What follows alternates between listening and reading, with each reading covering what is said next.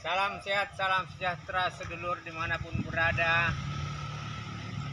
Bagian dari percobaan dan praktek, ternyata tidak baik itu menjadi komentator atau terlalu banyak berteori. Dari pengalaman keramba pertama kita, ternyata ada beberapa kesalahan teknis, ya. Pertama, memang celah di antara bambu itu ada yang agak lebar sehingga memungkinkan anakan lele itu bisa keluar. Kedua, kita tidak kasih waring sepenuhnya, sehingga diandaikan kalau anakan bibit lele ukuran 67 atau 78 itu berpotensi untuk bisa keluar separuh. Jadi apa yang dulu jadi perencanaan pada dasarnya harus dirombak ulang. Jadi rencana semula memang kita akan membuat keramba bambu, dan ini adalah keramba bambu kedua. Kita sudah kasih bibit 5.000 di keramba pertama, tapi tadi ada masalah dan itu harus kita perbaiki, sehingga praktek itu memberikan kita pengalaman. Ada beberapa hal harus diperbaiki supaya risiko dan masalah itu menjadi lebih kecil. Nah, ini sekarang calon keramba 2 ini kita udah sisipi dengan yang namanya waring, sehingga diandaikan tinggi air maksimal hanya di sini. Sehingga nanti artinya apa? Kalau kita isi bibit lele yang lebih kecil saja, ukuran 46 misalnya, potensi untuk keluar itu sudah tidak ada karena semua celah sudah ditutupi dengan waring. Nah, masalah lain adalah ketika rencana mau membuat keramba 2, keramba 3, keramba 4, kita akhirnya belajar menggunakan bambu ini kurang ekonomis, kurang efisien. Ya. Kenapa? Karena kita harus beli bambunya, kita harus potong, kita harus belah, kita harus bersihkan, kemudian kita harus tata, dan pada akhirnya itu sangat berat. Ya, memang di dalam air dia akan terapung. Tapi begitu ini proses pembuatan keramba 2, kita berpikir ulang, mendesain ulang rencana yang semula. Jadi ada kemungkinan besar, kemungkinan keramba ketiga itu bahannya itu lebih bagus menggunakan misalnya itu adalah besi, ya, besi untuk atau besi ringan, lalu kemudian dilas, kemudian dikasih jejaring atau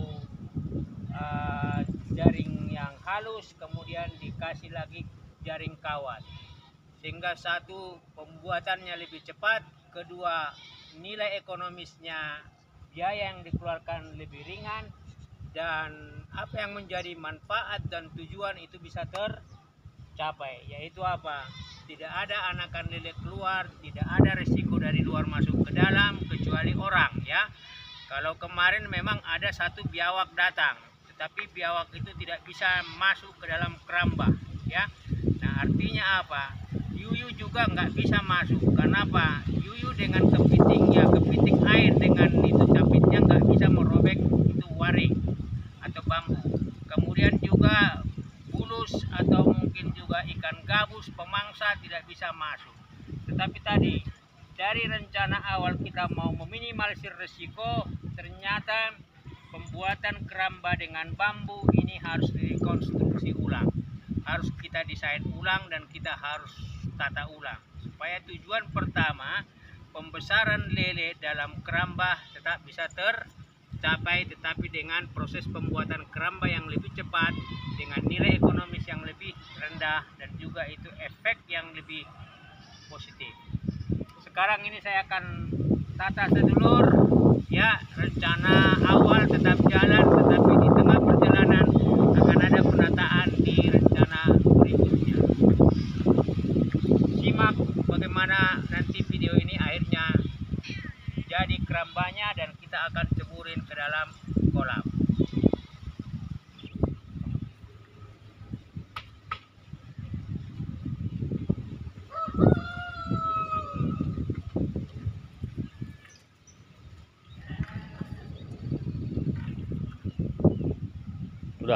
lanjut ini sampai selesai.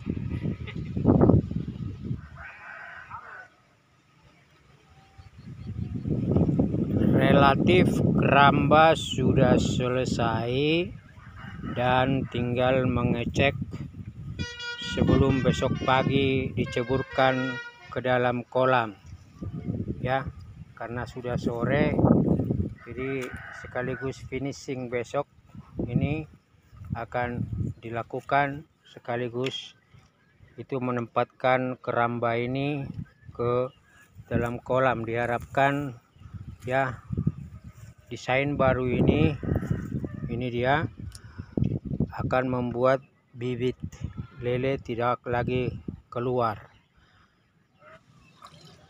Jadi sekarang ini proyek bukan proyek uji coba, tetapi ini proyek sungguhan yang dicoba. Jadi ini adalah keramba kedua dengan pengandaian nanti keramba pertama disortir atau bibit baru masuk ke sini. Nah, ini sekarang saya menata di jajaran sana. Memang sedulur, untuk tahap awal kita harus rajin nyebur, tetapi pengandaian nanti kalau ini menjadi sekitar 5, kita akan pasang bambu untuk jalan sekaligus ngontrol sama memberikan makan. Ini saya pasang, saya rapikan. Di pagi hari ketika matahari sudah naik, keramba sudah terpasang. Inilah kondisi keramba 1, keramba 2 yang sudah ditata di dalam kolam. Tentu masih banyak perbaikan sedulur. Jadi adanya bentangan bambu itu untuk memegang supaya keramba tidak muncul, tidak terapung ke permukaan. Jadi ada penahan, ada yang diikat ya, kerambanya diikat. Nah ini tentu masih membutuhkan perbaikan lagi dalam penanganannya, tetapi minimal antisipasi supaya ikan keluar dari keramba itu sudah kecil kemungkinan. Nah itu ada karung di keramba kedua, itu memang adalah pakan limbah yang sudah busuk, tetapi karena ini belum diisi bibit, maka kita akan buang itu limbah pakan itu ke dasar keramba 2-3 hari sebelum bibit lele ukuran 56 atau 78 kita masukkan.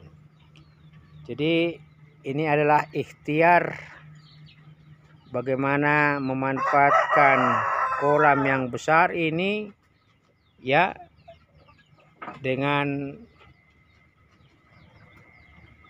budidaya tetapi memakai keramba. Memang akan ada perbaikan berikutnya, tapi itu seiring dengan masalah yang terjadi karena kita juga harus menemukan solusinya. Demikian sedulur, salam sehat, salam sejahtera, seluruh sedulur semua dalam keadaan sehat walafiat dan rezekinya semakin dimudahkan, ikhtiarnya semakin lancar. Salam budidaya lele, salam berkegiatan.